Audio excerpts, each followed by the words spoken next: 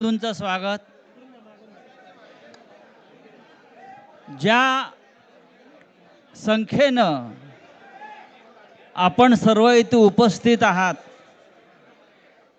आणि आपल्यातला उत्साह जो दिसतोय ते पाहता एक गोष्ट नक्की आहे की आजचा दिवस महाराष्ट्रासाठी ऐतिहासिक आहे. सकाळी मी कोणाला तरी सांगितलं की आजच्या दिवसाचं महत्त्व काय आहे. संयुक्त महाराष्ट्राच्या लढ्यानंतर जो संयुक्त महाराष्ट्राचा मंगल कलश महाराष्ट्रामध्ये आला तो मराठी ऐक्याचा मंगल कलश होता.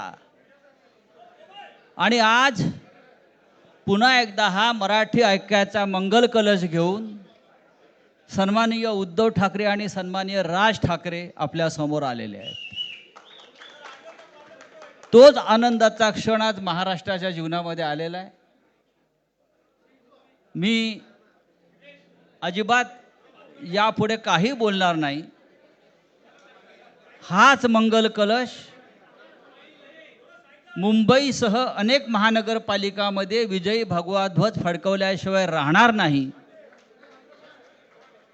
आणि या महाराष्ट्राला फक्त ठाकरेच नेतृत्व देऊ शकतात आणि महाराष्ट्र ठाकरेंच्याच मागे जाईल हे सांगणारी आजची पत्रकार परिषद आणि आजचा दिवस आहे. मी यापुढला सूत्र ही माननीय उद्धव ठाकरे व माननीय राज ठाकरे यांच्याकडे देतो.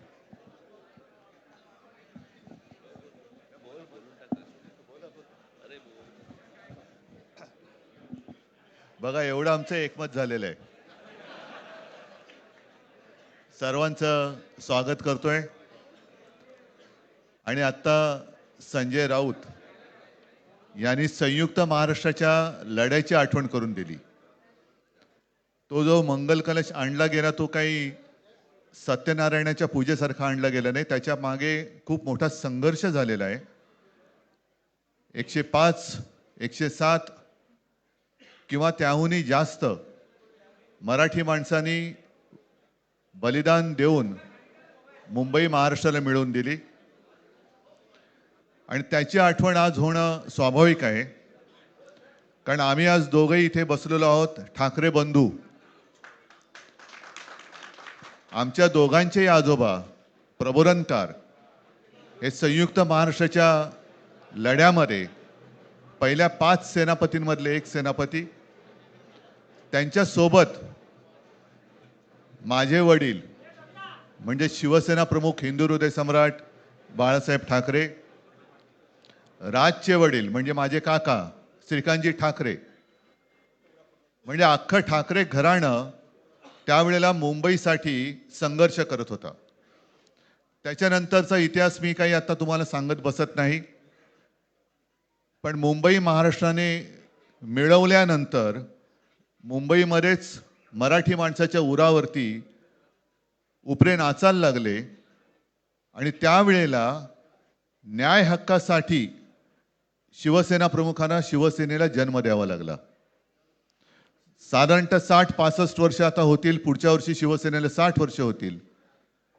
इतकी वर्ष व्यवस्थित गेली आणि आज परत आपण पाहतो आहोत की मुंबईचे लचके, मुंबईच्या चिंधड्या उडवायच्या हे मनसुबे त्यावेळेला ज्यांना मुंबई पाहिजे होती त्यांचेच प्रतिनिधी जे वरती दोघं जण, वरती म्हणजे इकडे नाही दिल्लीत बसलेले आहेत, त्यांचे मनसुबे आहेत. आणि आत्ता जर का आपण भांडत राहिलो तर मग तो जो काय संघर्ष, ते जे काय हुतात्मा स्मारक आहे त्याचा मोठा अपमान होईल. आज आम्ही आमचं कर्तव्य म्हणून एकत्र आलेलो आहोत आणि मी मागेच म्हटलं एकत्र आलो आहोत ते एकत्र राहण्यासाठी. यापुढे मुंबईवरती आणि महाराष्ट्रावरती कोणी वाकड्या नजरेने किंवा त्यांच्या कपटी कारस्थानाने महाराष्ट्राला मुंबईपासून किंवा मुंबईला महाराष्ट्रापासून, मराठी माणसापासून तोडण्याचा प्रयत्न करेल त्याचा राजकारणात खात्मा केल्याशिवाय राहणार नाही. शपथ घेऊन आम्ही मैदानात उतरलेलो आहोत. उत्साह अमाप आहे. मी तुमच्या सर्वांच्या माध्यमातून मला कल्पना आहे की आज केवळ महाराष्ट्रच नाही तर अख्खा देश बघतोय. मी सर्वांना विनंती करतोय, आवाहन करतोय आणि एक सूचना सुद्धा करतोय, कारण मागे विधानसभेच्या वेळेला भारतीय जनता पक्षाने जो एक अपप्रचार केला होता, बटेंगे तो कटेंगे, तसंच मी मराठी माणसाला सांगतोय की आता जर का चुकाल तर संपाल, आता जर का फुटाल तर पूर्णपणे संपून जाल. म्हणून परत एकदा तुटू नका, फुटू नका आणि मराठीचा वसा टाकू नका, हाच एक संदेश मी आमच्या आज दोघांच्या युतीच्या निमित्ताने संपूर्ण महाराष्ट्राला देतो आहे.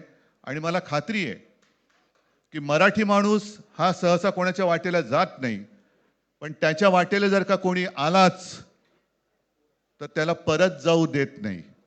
मी सगळ्यांना परत मनापासून धन्यवाद देतो. आणि राज,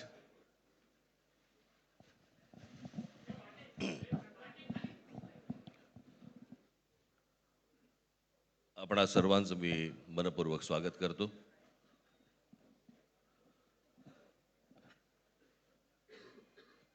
जे काय बाकी बोलायचं आहे ते सगळं जाहीर सभा जेव्हा सुरू होतील त्यावेळेला बोलूच आम्ही. परंतु माझी एक मुलाखत झाली होती आणि मी मुद्दामून आठवण करून देतो त्या गोष्टींची. आणि त्या मुलाखतीमध्ये मी असं म्हटलं होतं की कुठल्याही वादापेक्षा आणि भांडणापेक्षा महाराष्ट्र मोठा आहे. आणि मला असं वाटतं तिथून त्या आज आम्ही एकत्र येण्याची सुरुवात त्या वाक्यापासून झाली.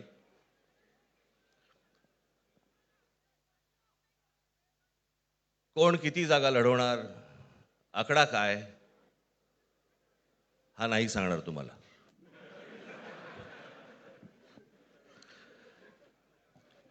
महाराष्ट्रामध्ये सध्या लहान मुलं पळवण्याची खूप टोळ्या फिरतायत. त्याच्यामध्ये 2 टोळ्या अजून जास्ती ॲड झालेल्या आहेत. ते राजकीय पक्षांमधली मुलं पळवतात आणि जे निवडणुका लढवणार आहेत त्या लढवणाऱ्या सर्व उमेदवारांना दोन्ही पक्षांकडनं उमेदवारी दिली जाईल. ती कधी भरायची, केव्हा भरायची ते आपल्याला कळवलं जाईल. आज फक्त आपल्या समोर एकच गोष्ट मी आपल्याला सांगू इच्छितो की बरेच दिवस ज्याची प्रतीक्षा महाराष्ट्र करत होता, ती शिवसेना आणि महाराष्ट्र नवनिर्माण सेनेची युती झाली, हे आज आम्ही आपल्याला जाहीर करत आहोत.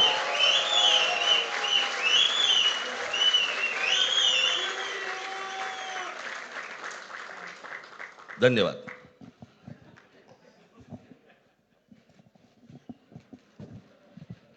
आकड्याचा खेळ संपला ते बरं झालं. नाही, आकड्यांचा खेळ आता सांगायचं नाही.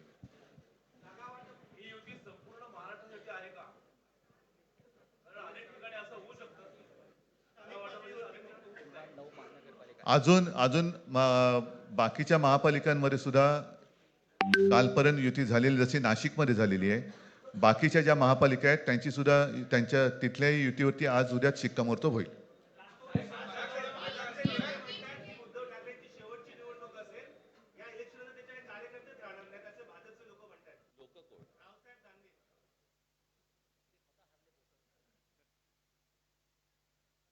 त्यांच्यावरती प्रतिक्रिया देण्याच्या तरी पातळीचे राहिलेत का ते?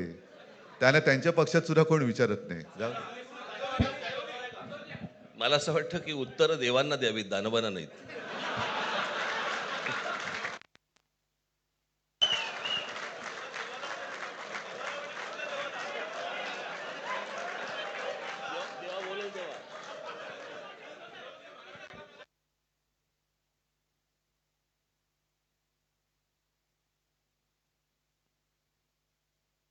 मुंबईचा महापौर मराठीच होणार आणि तो आमचाच होणार.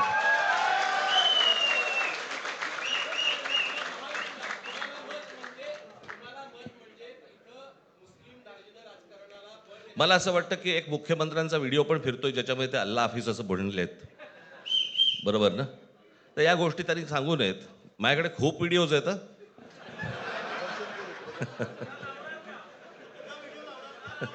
काय ते काय बोलतात त्याच्यावरती माझे व्हिडिओ तयार असतील.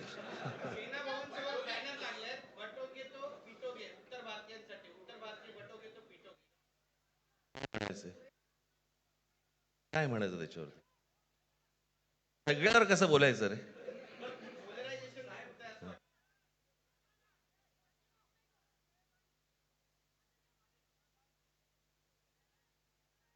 मला असं वाटतं आज मुंबईचं मी तुमच्यासमोर आम्ही जाहीर करत आहोत आणि बाकीच्या जशा अशा होतील तशा तुम्हाला कळवलं जातील.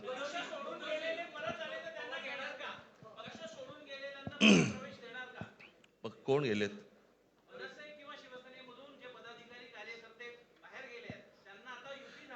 येऊ तर देत पहिलं. हे जरतर वरतीच खूप असतं सगळं.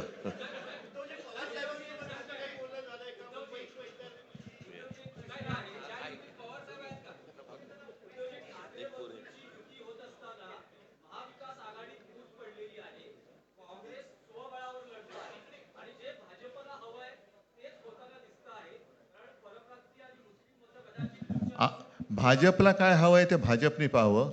मराठी माणसाला काय पाहिजे ते आम्ही पाहतो.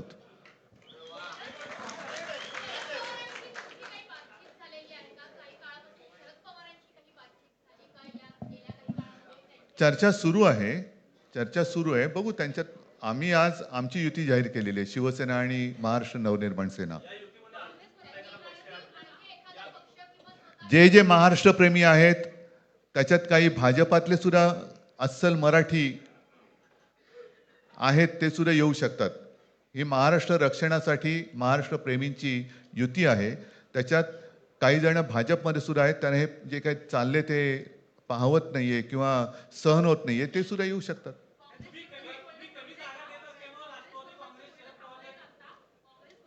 काँग्रेसने जर जाहीर केलं ना, हो मग आता म्हणजे आणखीन काय बोलायचं? तोडलं का तोडलं का?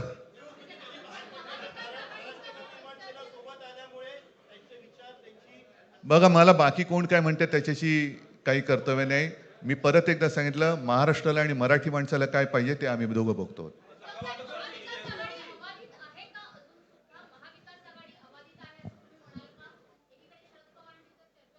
सगळे पक्ष बाहेर पडून आघाडी अबाधित आहे.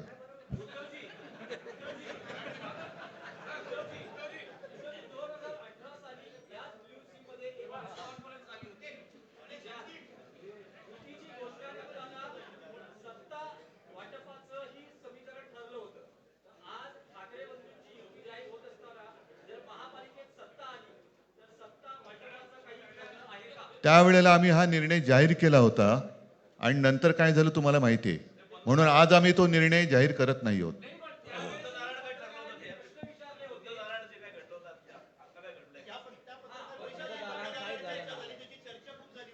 आता आमचं दोघांचंच घर आहे ना, दार बंद कशाला करायचं?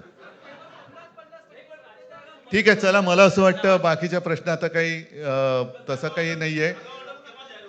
निवडणुकीपूर्वी अरे झालेलं आहे ना जागा वाटप.